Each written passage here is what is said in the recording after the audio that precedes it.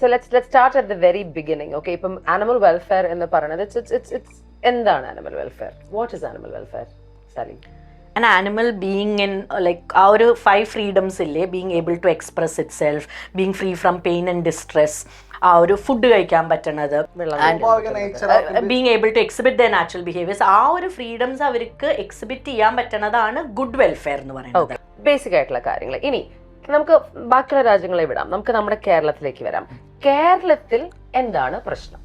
What makes animal welfare so difficult in Kerala? അതിൽ first problem is ഇവിടുത്തെ ഇപ്പൊ ഏറ്റവും കൂടുതൽ തെരുവ് നായ്ക്കളിലാണല്ലോ ഫോക്കസ്. നമുക്ക് അവിടെ തുടങ്ങാം, നമുക്ക് ബാക്കി എല്ലാത്തിലേക്കും വരാം. തെരുവ് നായകൾ കേരളത്തിൽ കൂടുതലാണെന്ന് പറയുന്നു. ഓക്കെ, ഗോവയിൽ പോയാലും ബോംബെയിൽ പോയാലും ബാംഗ്ലൂർ പോയാലും ഇതിനെക്കാട്ടും കൂടുതൽ തെരുവ് നായകൾ അവിടെയുണ്ട്, അവിടെ എല്ലായിടത്തും ഉണ്ട്. പക്ഷെ ഈ ഹ്യൂമൻ ആനിമൽ കോൺഫ്ലിക്റ്റ് ഇല്ല. മനുഷ്യനും മൃഗവും തമ്മിലുള്ള ഈ ഒരു ബന്ധം കേരളത്തിൽ വളരെ ഡിഫറെന്റ് ആയിട്ടാണ് വരുന്നത്.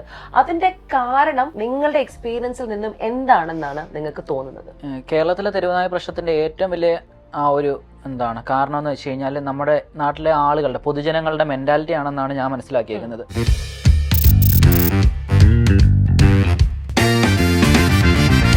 Genie Talk.